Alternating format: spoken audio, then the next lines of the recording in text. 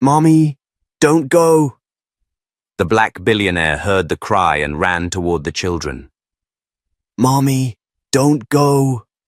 The words cut through the howling wind like a knife. Small, fragile, desperate. A little boy's voice, too soft to travel far, but powerful enough to stop a grown man in his tracks. Nathaniel Carter stopped moving. He had just stepped out of his black SUV, boots sinking slightly into the wet gravel behind the old family barn. The Montana air was bitter, sharp with pine and the coming storm. Rain clattered against the tin roof of the shed nearby, and the wind tugged at the hem of his wool coat. But that voice, quiet, pleading, pierced deeper than the cold ever could. Nathaniel turned toward the sound, the old shed. Still standing after all these years, its hinges creaking, boards warped with time and weather. He moved toward it without thinking. Instinct. Memory, something old. He yanked the door open. The smell hit him first, mildew, damp straw, and something human. Inside, 3 figures. A woman collapsed against the back wall, her lips blue and her skin pale. A little girl curled up next to her, cheeks raw from wind. And a boy, maybe 3 years old, sitting cross-legged on the floor, eyes wide, unmoving. He didn't cry. Didn't speak again, just stared. Nathaniel dropped to his knees, shrugging off his coat and wrapping it around the woman. She was ice cold, still breathing, but just barely. The boy shifted slightly as Nathaniel reached for the girl. "It's okay," Nathaniel said softly. "I'm here to help your mom." No answer. The boy didn't flinch. But he didn't run either. "What's your name, kid?" Still nothing. But his eyes never looked away. Nathaniel gently picked up the girl, cradling her against his chest, then lifted the woman. Lighter than he expected. Exhausted. Soaked to the bone. Her hair clung to her face in tangled, icy strands. "You can come with me," he told the boy. "Or you can stay, but your mom and sister need help, right now." The boy stood slowly. His tiny hand reached out, not for Nathaniel, but to grip a corner of his mother's soaked jacket. And without a word, he followed. Maggie, the estate's longtime caretaker, stood on the porch with warm towels already in hand. She didn't ask anything, just moved, efficient. Focused, afraid. Nathaniel loaded them into the back seat. Turned the heat all the way up, checked the mirror. The boy was still staring at him. Not afraid, just watching, like he already knew what people were capable of, and was deciding whether Nathaniel was one of them. Inside the main house, everything moved fast. Maggie boiled water. Brielle was laid on the guest bed under thick quilts. The girl, Amara, was changed, warmed, fed. The boy stayed close, quiet, protective. It wasn't until later that night, as Nathaniel returned with dry clothes and a mug of warm milk, that the boy finally spoke. "Her name is Brielle. She's my mom." Nathaniel knelt beside him. "What's your name?" "Elijah," the boy said, barely louder than a breath. "But she calls me Eli." Nathaniel nodded. "You did good, Eli. You kept her safe." The boy didn't reply. He just crawled onto the bed beside his sister and placed a hand on his mother's arm. By morning, Brielle stirred. Her first sensation was warmth. A soft mattress, the scent of cinnamon. Then, panic.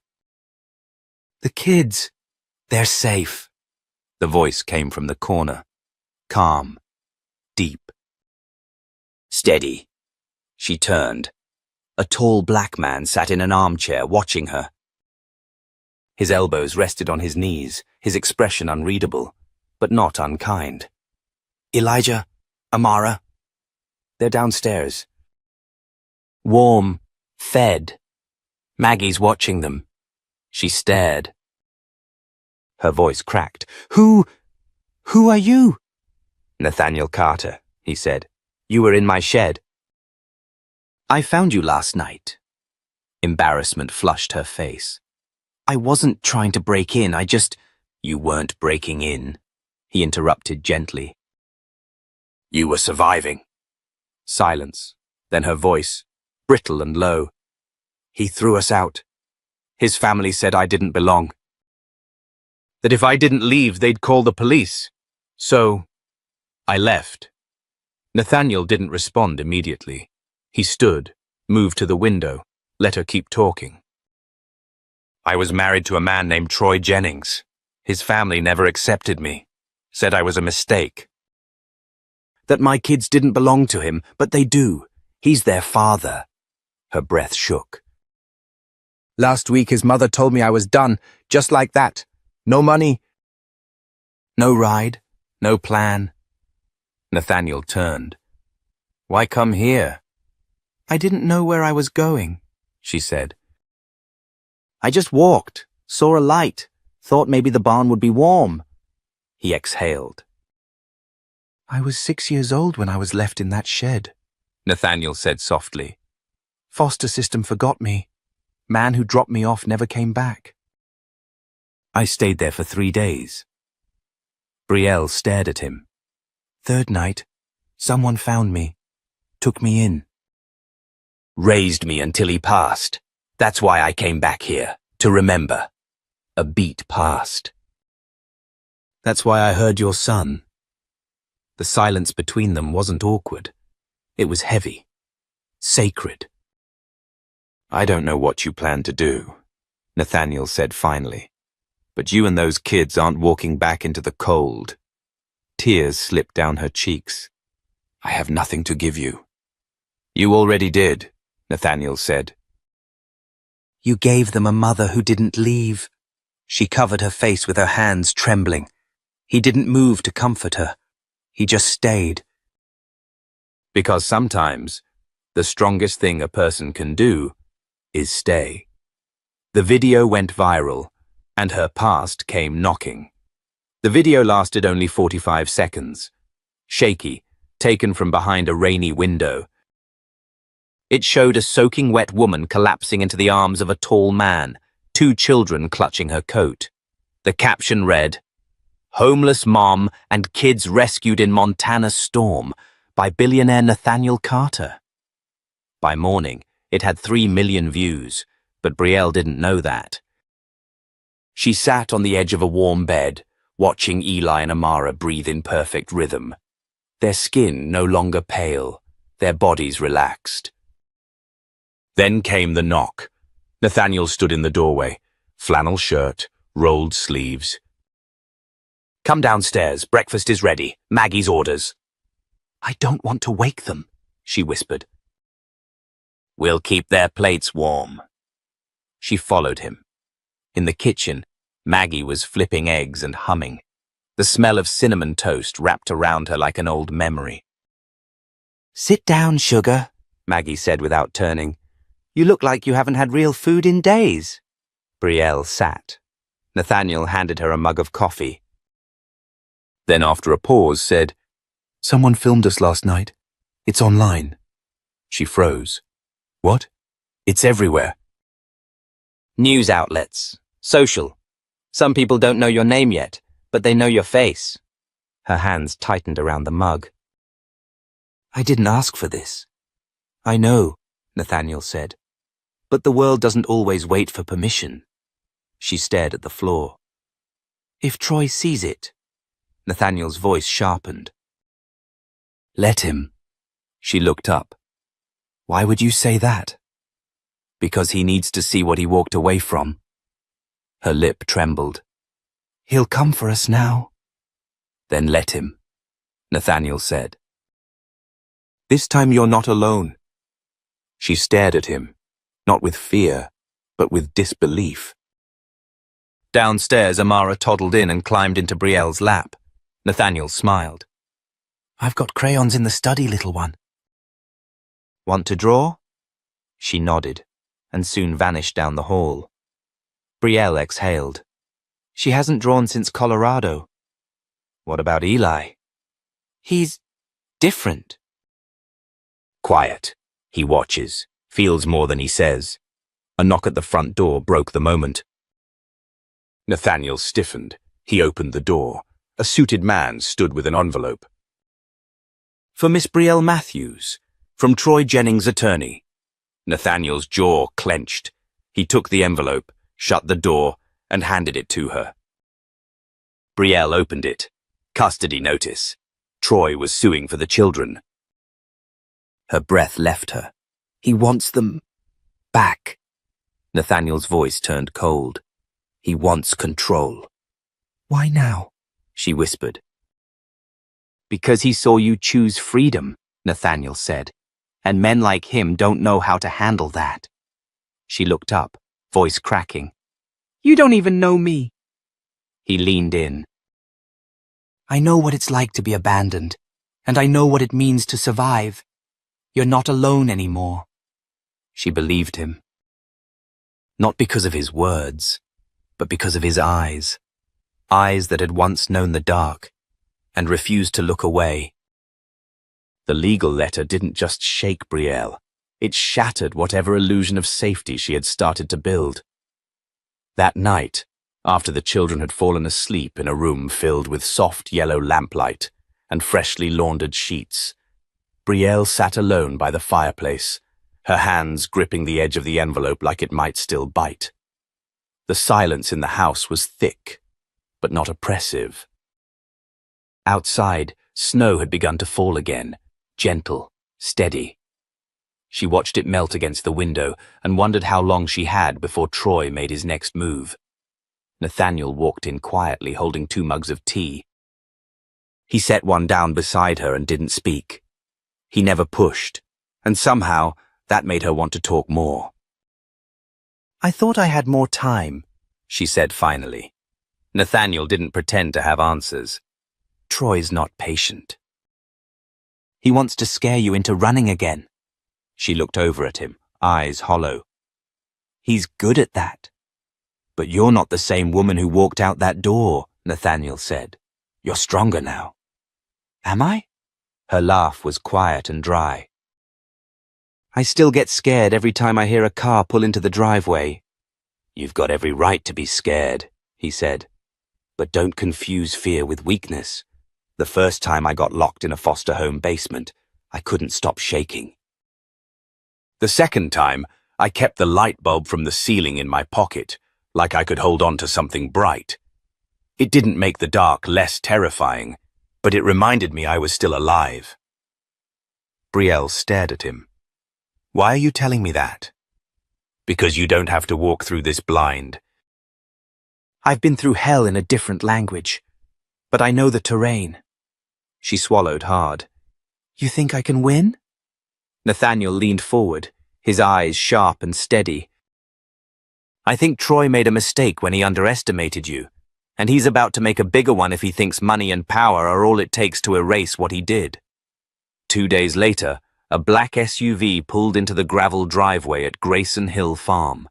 A tall woman in a navy pantsuit stepped out.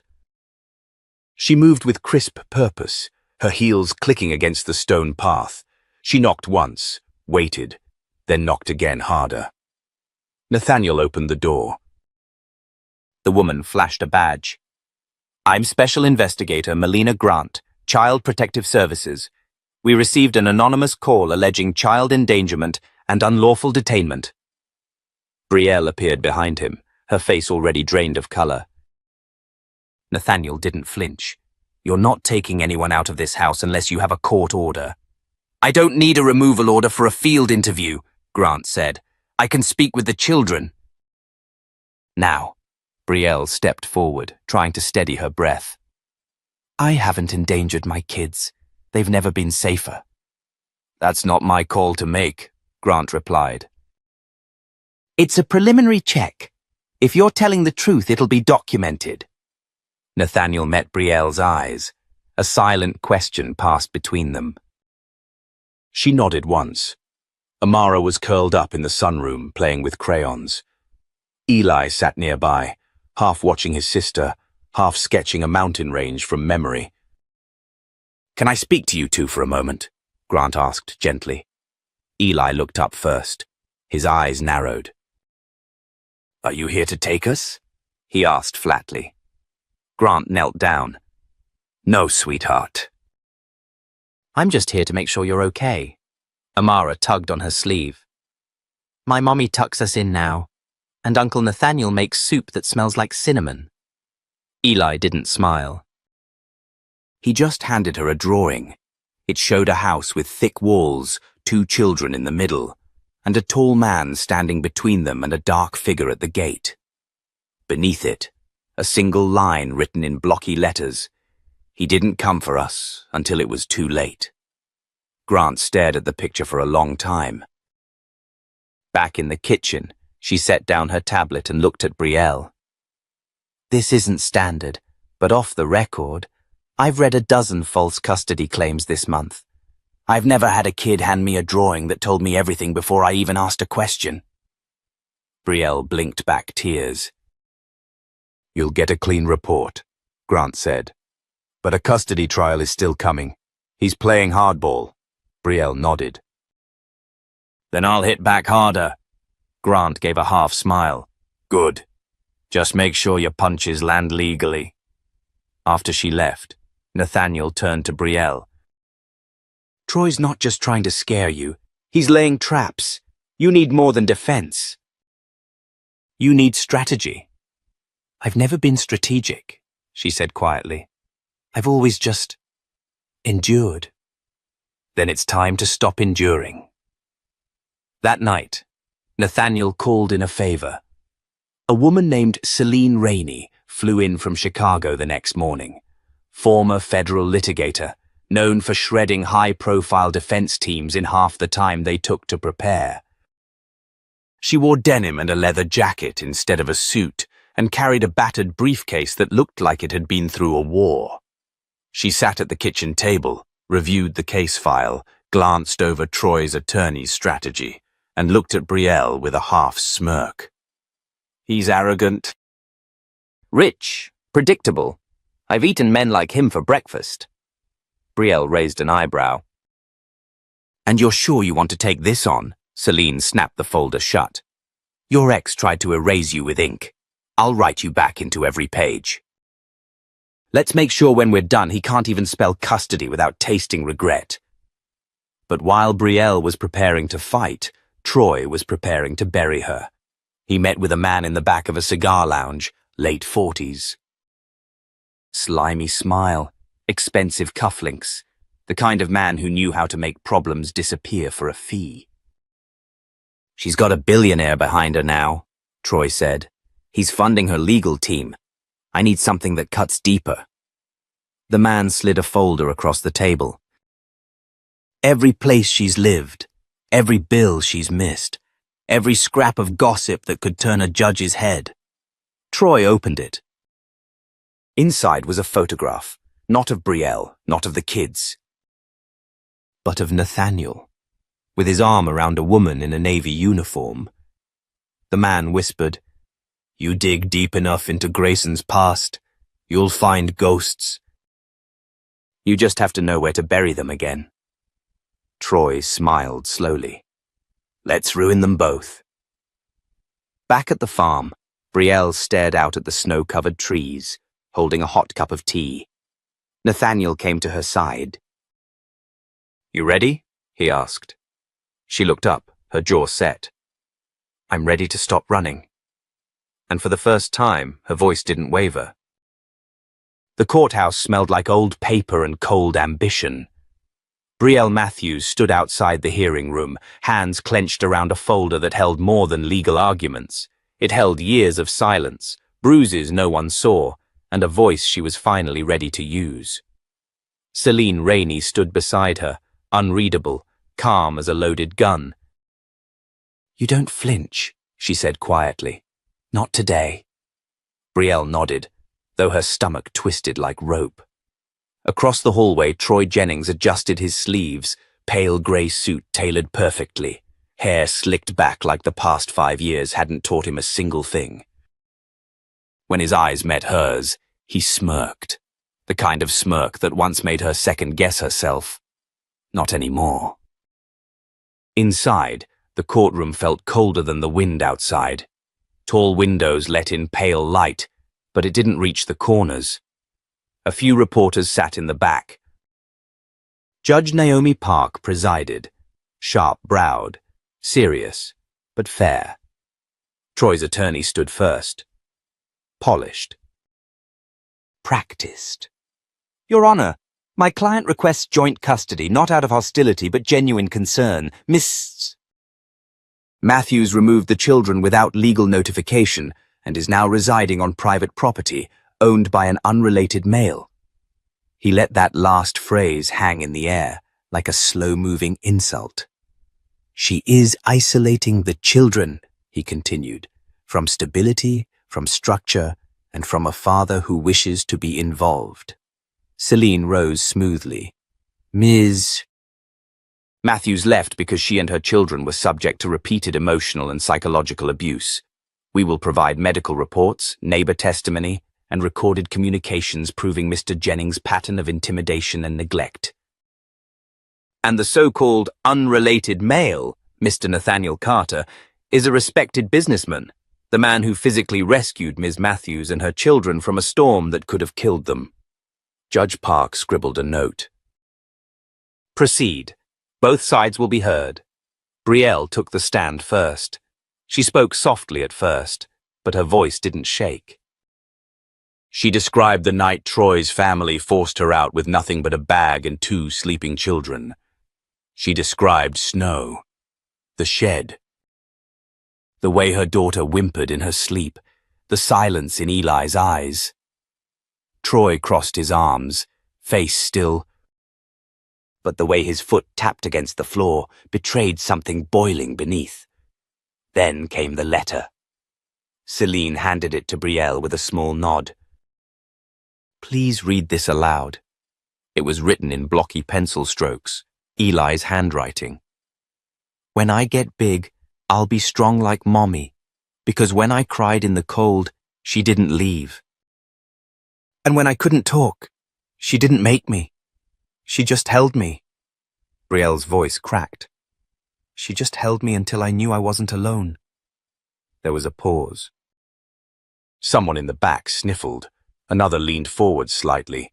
Troy's attorney quickly stood.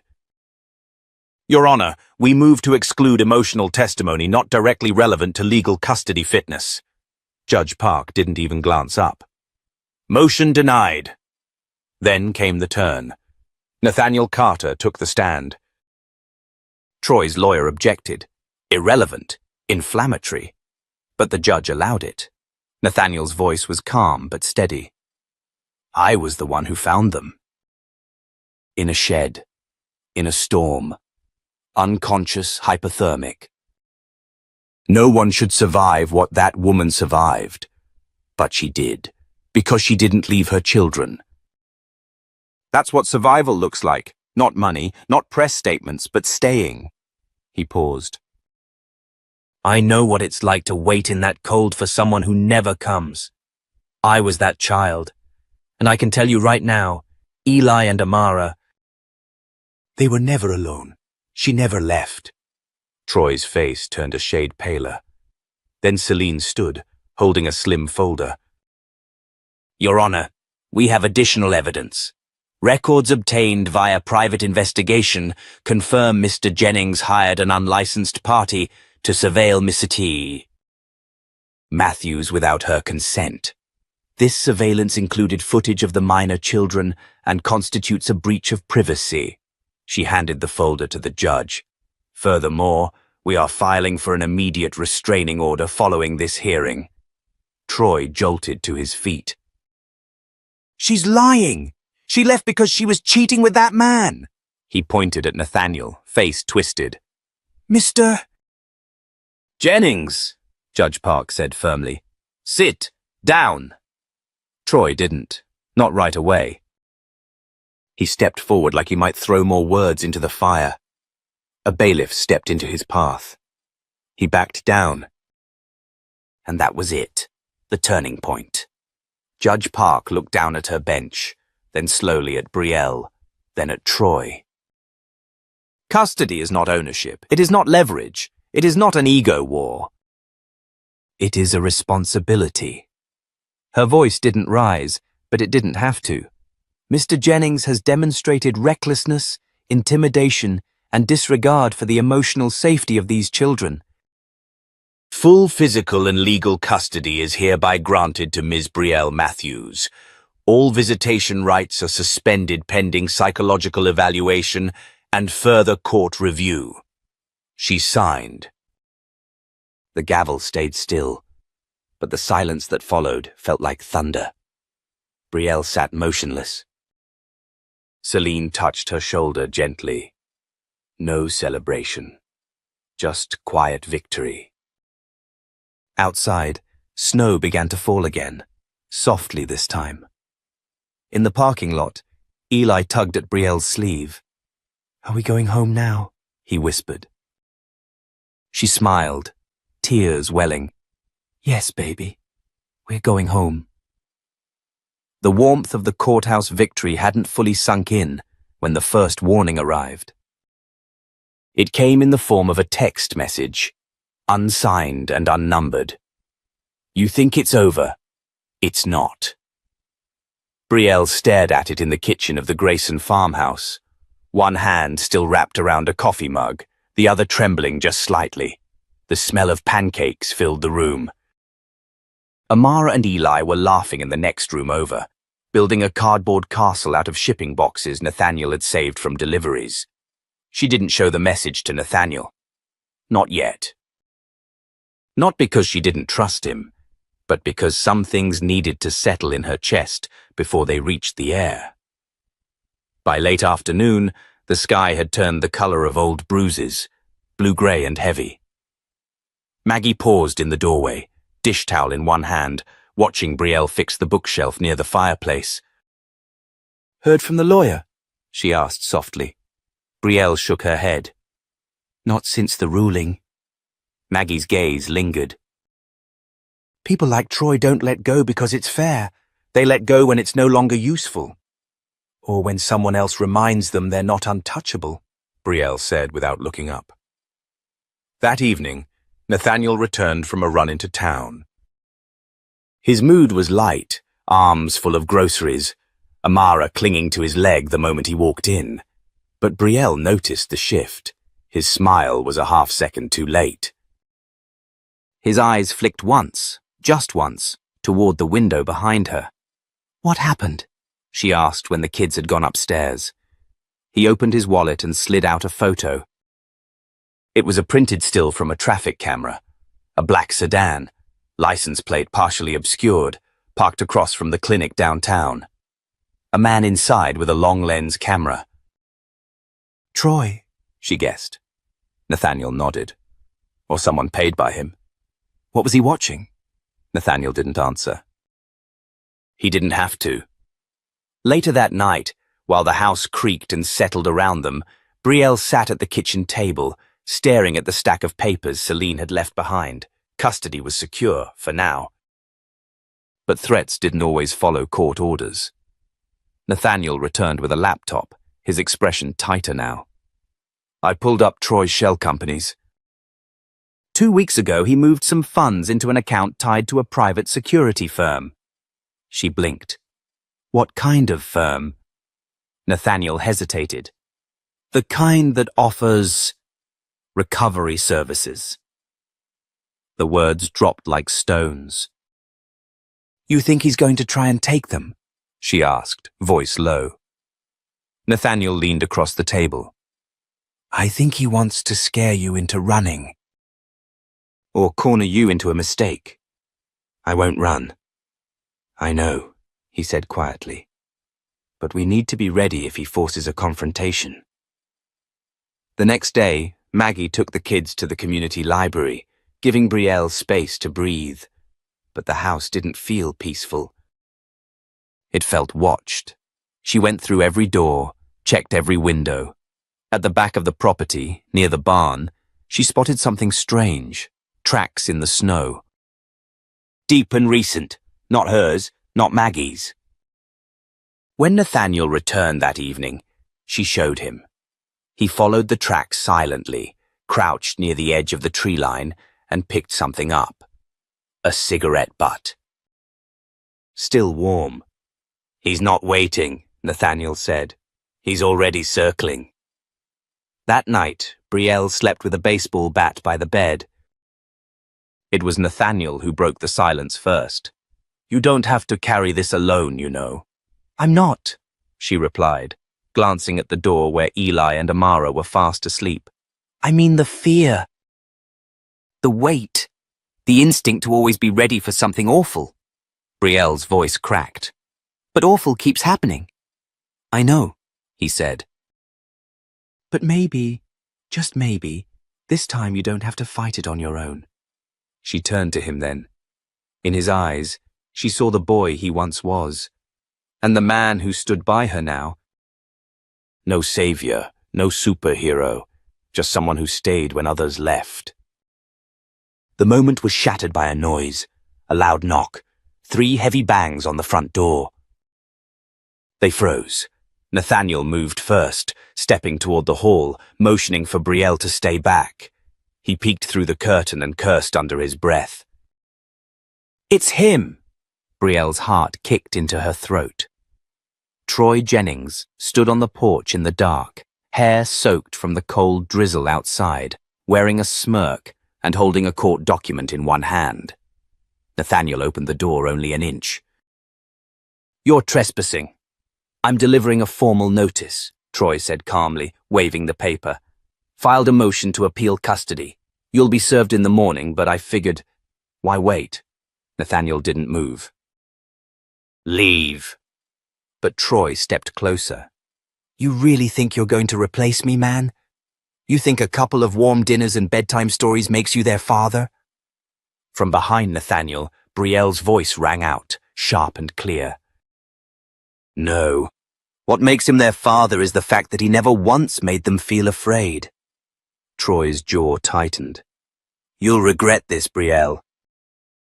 "Courts change their minds, people flip. All it takes is one mistake." Nathaniel opened the door a fraction more. "Then I suggest you go back to your lawyer and pray we don't show them this footage." He pointed to the camera above the porch light. Troy's expression cracked. "You've been recording?" "Since the custody hearing," Nathaniel said. "Smile for the judge." Troy dropped the smirk. He stepped back, rain drenching his shoulders, and tossed the document onto the steps. Then he turned and walked away. Brielle didn't move for a long time, not until the sound of tires on gravel faded completely. She looked at Nathaniel. "What do we do now?" He reached for her hand. "We don't blink. We protect them. We protect each other, and when the next move comes, we hit back harder." And in that silence, Brielle knew.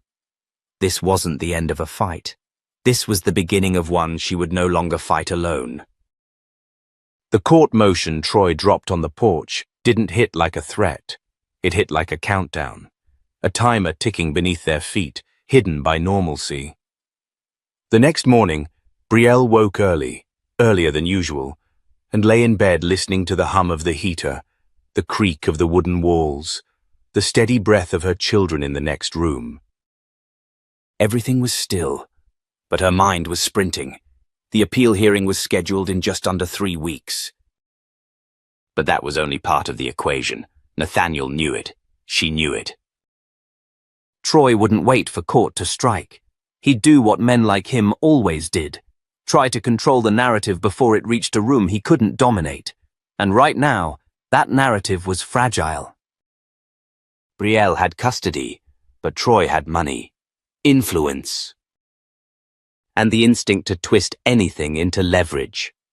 By noon, the local news ran a story. Headline: Philanthropist's family battle. Custody dispute raises questions about child welfare. The photo they used wasn't recent. It was one of Brielle from 2 years ago, eyes swollen, hair disheveled, leaving a hospital with Eli wrapped in her arms. There was no mention of the bruised rib, the police report quietly buried, or the fact that Darlene had signed her out without consent. Nathaniel slammed the laptop shut when he saw it. "They're painting you unstable," he said, jaw clenched. "It's starting." Later that afternoon, Brielle received a call from her old job at the local arts center. Her former supervisor sounded apologetic. Polite, cold. "We've received some concerns from a donor. Just wondering if you'd be open to clarifying some details about your situation." "What details?" Brielle asked, though she already knew. A pause.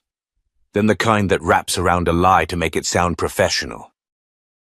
"Just questions about the living environment, your recent transition." "You mean leaving a man who endangered my children?" "I'm not saying that," the voice replied quickly. "We just need to be careful." "There's media interest." Brielle hung up before she could say something she'd regret, or maybe something she wouldn't. That night, Nathaniel found her sitting on the porch steps, arms wrapped around herself, eyes glazed. "I know what this looks like," she said. "What they're doing." "They want you to flinch," he replied. "They want to remind you how fast they can turn everything you've built into sand. But this time, I'm not standing on it alone."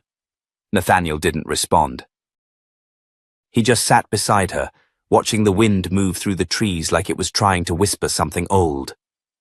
The next morning, Brielle made a call of her own. "Celine," she said when the attorney answered. "I want to file a counterclaim, not just custody. I want full termination of his parental rights." "That's a bold move," Celine said. "It will provoke him."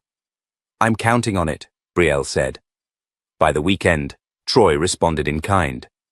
An emergency petition for psychological evaluation. Filed in another county, claimed Brielle exhibited paranoia and unstable behavior, citing vague emails and heavily edited clips of phone calls taken out of context. But there was one mistake. The petition listed a date Brielle had been in another city entirely, speaking at a local women's shelter. Maggie had driven her. There were photos. Witnesses, video. It was a small crack. But it was all they needed. Nathaniel reached out to a friend from law school, a digital forensic expert.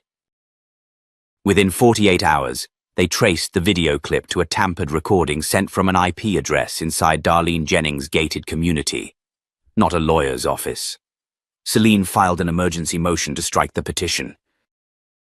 The judge didn't just agree. She opened a formal review into Troy's use of falsified evidence. For the first time, the tide shifted. And Troy panicked. Late one night, while Brielle was settling Amara into bed and Eli lay curled on the couch reading, Nathaniel got a call. He stepped outside to take it. When he came back, his face was pale. That was Andre Bell, a contact I used to work with. He says Troy's desperate, called in favors from people who don't ask questions, people who owe him. Brielle's stomach sank. What kind of favors? Surveillance teams, under-the-table custody retrieval, illegal but hard to trace. Like a kidnapping, she whispered. Nathaniel nodded. They sat in silence for a moment, the truth thudding in their chests like a second heartbeat. I'll fix the security system tonight, Nathaniel said. Double the cameras, motion sensors on the back gate. And what about when we're not home? She asked. We don't leave them out of sight. Not for 1 second. But the real shift came 3 days later. A woman showed up on the property. Not the type you expect in a rural town like New Crestwood. She wore a crisp black blazer, boots without a speck of dirt, and mirrored sunglasses that gave away nothing. She said her name was Renee Mathers, private investigator, hired by Troy. But she didn't come with threats. She came with something else. Look, I've worked for men like him, she said, hands open. I've seen what they do when the courts don't rule their way, what they tell themselves to sleep at night. But this one, he's on the edge. He's going to do something that'll hurt everyone. Then walk away, Brielle said. I already did, Renee replied. But I'm not leaving empty-handed. What do you want? Nathaniel asked. A chance to even the scale. You want his pressure points. I've got them. Bank accounts, old settlements. Quiet payouts, including one to a former girlfriend in Houston. I'll give it to you. Pro bono. Why? Brielle asked, her voice low, cautious. Renee hesitated. Because the look in your kid's eyes when I watched that hearing footage. That kind of fear? I've seen it before. In the mirror. She left a flash drive. No names, no trail, just truth. That night, Brielle opened the files and saw everything. Wire transfers to women. Non-disclosure agreements. Payment trails to silence. One of the women, Tiffany Blake, was still reachable. Living in Seattle. Celine called her the next day, and Tiffany, bless her brave soul, agreed to testify. The narrative was crumbling. Troy's empire of appearances began to rot from the inside, but he wasn't finished. That night, while Maggie slept upstairs and the kids were finally at peace, someone threw a brick through the front window, wrapped in duct tape. Inside, a note. You think you've won? Watch what happens next. Nathaniel stood at the doorway, holding the brick, his eyes dark. Brielle picked up the note with steady fingers. No more hiding, she said. We go on the offensive, Nathaniel replied. And this time, we bring the whole house down. The storm wasn't coming anymore. It was here, and they weren't afraid. The morning after the brick, everything felt off. The air was heavy. Maggie made stronger coffee. Nathaniel checked every window latch twice. Brielle didn't say much. She just packed the kids' bags with their favorite things. Not because she planned to run, but because she knew, instinctively, that they had to be ready for anything. The local police had been polite, even sympathetic. But when asked about patrols or protection, the answer came back in polite legalese. No clear evidence, no threat on record, nothing actionable. Brielle laughed bitterly when she heard it. So what? We wait until they come through the door? Nathaniel didn't answer. He just loaded a shotgun and placed it behind the pantry door. But fate had other plans. Later that day, a letter arrived. Not from Troy. From the courthouse. The judge had accepted the motion to admit new evidence. Tiffany Blake's testimony was officially on record. And more than that, Judge Whitley was reopening the original 2019 case involving Brielle's hospital visit, the one quietly dismissed. This isn't just about custody anymore, Celine said over the phone. If this goes to full review and they prove witness tampering, Troy could face criminal charges. A beat. You should prepare for him to lose control. And that's exactly what happened. 2 days later, Troy Jennings showed up at the farm. No SUV, no lawyers, just him. In the flesh. Wearing a charcoal suit, hair slicked back like it was still 5 years ago, and he hadn't already been stripped of his mask. Maggie spotted him first from the kitchen window. Brielle, she said sharply. Don't panic, but he's here. Nathaniel was already moving. Calm, measured steps toward the porch, but Brielle stopped him. No, she said. This is mine. She stepped outside, arms folded, eyes clear. Troy stood on the gravel, holding a single sheet of paper in his hand. You're going to regret this, he said. I'm giving you one chance. To do what? Brielle asked. Pretend your name still means something? He held up the paper. Settlement offer, walk away. You keep the kids. I get visitation. No court. No public trial. And you get to keep your reputation, she said, not even bothering to take the paper. I'm offering peace. You don't know what peace is, she replied, stepping closer. You only understand silence, the kind you buy or bully your way into. I made mistakes, he said, voice rising. But this? You're weaponizing our history. You're turning me into a monster. Brielle's voice didn't waver. You're doing that all by yourself. At that moment, Eli appeared in the doorway, quiet, watchful. Like always. Troy turned to him. Eli. Son. But the boy didn't move, didn't blink, didn't respond. And that was worse than anything else. Troy's jaw tightened. I'll bury this place, he hissed, voice low enough for only Brielle to hear. You think one judge matters? I have people, I always have people. Brielle leaned in, her tone like a blade. Then I hope they're ready to go down with you. Nathaniel stepped out now, slowly, standing between Brielle and the driveway. Troy stared at him. You think you're the hero here? You think she picked you? Nathaniel didn't flinch. I think she picked herself, and that's why you lost. Troy didn't say another word. He turned, got in his car, and peeled away, spraying gravel behind him like it meant something. That night, Celine sent a message. We're on the docket for emergency review. Monday morning. Judge Whitley herself.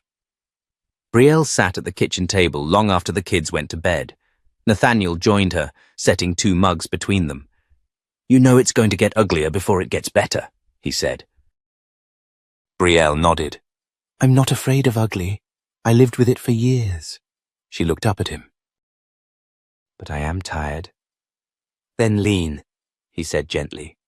You don't have to carry all of this alone. But she shook her head. No. Not yet.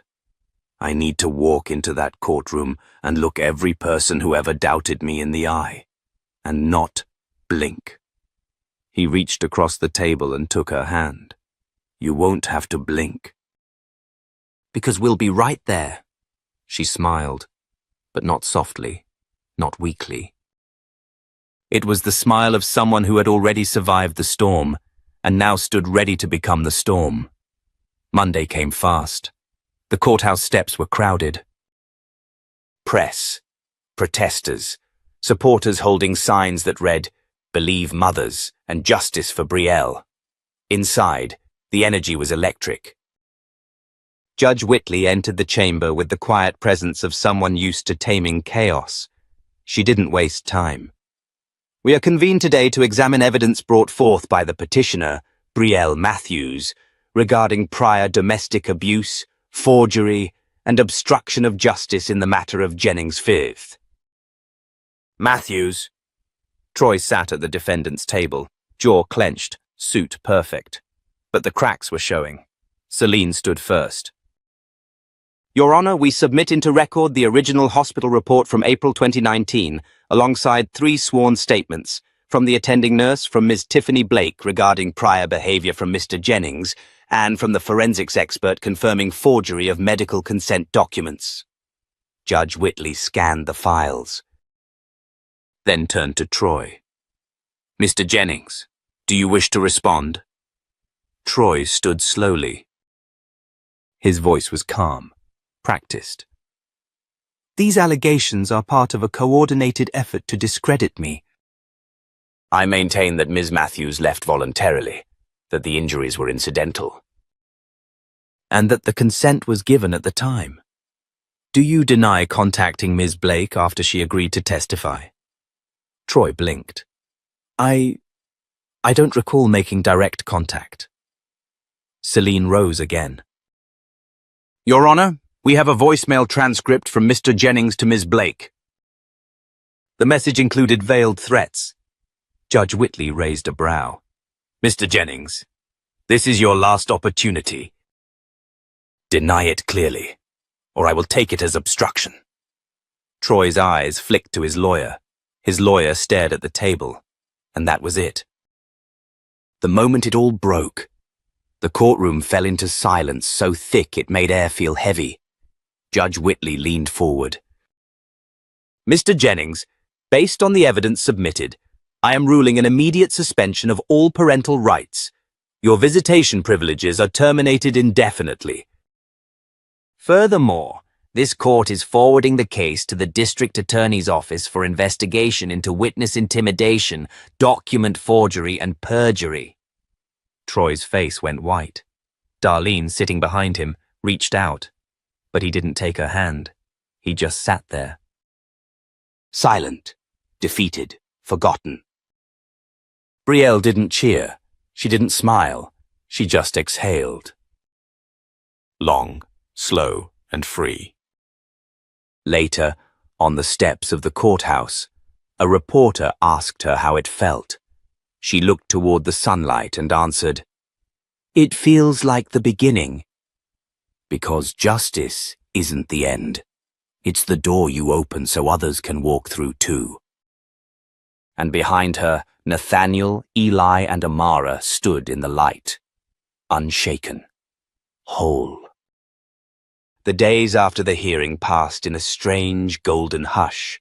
It wasn't quiet exactly, not with Amara racing through the fields chasing Eli, or Maggie humming gospel songs while stirring collard greens, or Nathaniel fixing the screen door for the third time because Eli kept slamming it open in excitement. But it was the kind of hush that comes after a storm, when the house still smells like rain, and you're not sure whether to laugh or cry, so you do both. Brielle sat on the back porch watching the kids draw chalk suns and crooked hearts on the concrete. Her court-issued custody certificate lay folded in her lap. Not because she needed to see it again, but because touching it still reminded her it was real. She hadn't spoken to Troy since the ruling. No calls, no messages. His legal team had gone silent. Rumors swirled about indictments and federal interest in his financial records. But for Brielle, the most satisfying justice wasn't the prison he might face, it was the silence. The kind where his voice no longer owned space in her head. Nathaniel came up behind her, a glass of iced tea in each hand. "You haven't stopped moving since Monday," he said. "I don't know how to be still," she admitted, laughing softly. "I've been in survival mode so long, I don't know what comes next." He sat beside her, nudging her shoulder. "Then maybe don't think about next just yet. Just be here." She looked at him, at the man who had once opened a shed door and changed everything. "Why did you come out there that night?" "Really?" Nathaniel stared across the fields. "Because when I was 6, I cried in that same darkness, and no one came. And when I heard that voice, Eli's voice, I couldn't let it happen again. I didn't know who he was. I just knew. The cry was the same." They sat in silence for a moment. Then Brielle asked quietly, "And what do you hear now?" He turned to her, eyes steady. "A home." She blinked, and a tear slipped down her cheek, not from pain, but from recognition. Later that afternoon, Maggie brought out a surprise. A wooden plaque, hand-carved by Nathaniel and Eli, painted by Amara. It read, "No one gets left behind." They mounted it beside the shed. That night, the family gathered around a bonfire in the yard. Neighbors brought folding chairs, peach cobbler, and stories. Some had seen the news coverage. Others had followed the case from the beginning. A few just came because they'd heard the farm had found its light again. A young mother approached Brielle quietly as the fire cracked. "My sister is going through something similar," she said. "I didn't think people like us ever got justice. But your story gave her hope." Brielle smiled softly. "Tell her she doesn't have to win in one day. Just survive one more. That's how I started." Before the woman walked away, she asked, "So what now?" "What will you do next?" Brielle looked at Nathaniel, then at the kids curled under blankets near the fire. "I'll build something they can stand on," she said. "Something no one can take from them." The next morning, they painted the shed. Bright yellow, soft teal, a little messy, but beautiful. Brielle stood with a brush in her hand and looked up at the fresh wood. She didn't see the place where she almost collapsed anymore. She saw a beginning, a doorway. When Eli finished painting a crooked sun beside the door, he looked at her and whispered, "This is where the magic started, right?" She nodded. "Right here." That week, Brielle got an invitation to speak at a local women's shelter, then a community college, then a podcast. Her inbox flooded with messages from mothers, daughters, even fathers, people who saw themselves in her story, who had whispered, "Mommy, don't go," in one way or another. She didn't become famous. She became something better, seen. Months passed. One summer afternoon, Amara stood on a small wooden stage in the town library, holding a drawing of her family. 4 figures, one taller, one with curly hair, 2 little ones. Underneath, the words, "We don't run anymore." The audience clapped. Brielle, from the back row, clutched Nathaniel's hand. "You're crying," he teased gently. "I'm alive," she replied. And that was the truth of it. Not that justice had erased the scars, but that it gave her space to breathe again. That her children would never again feel the cold floor of a storage shed while the world turned away. And that someone, somewhere, would hear her story and decide not to give up. Because in a world where injustice wears 1,000 faces, sometimes all it takes is one person listening when a child says, "Mommy, don't go." Sometimes, that's how the healing begins. And if this story moved you, if it reminded you of something buried, or gave you hope for something better, then let it live. Share it. Pass it on. Let others know they're not invisible, not voiceless, not broken beyond repair. This was the story of Brielle Matthews. Of Eli, of Amara, of a man who opened the right door at the right moment, and of a truth that can't be silenced anymore. Subscribe to the channel for more real stories, more light in the dark, and more doors that finally open. We're not done yet. And we're not leaving anyone behind.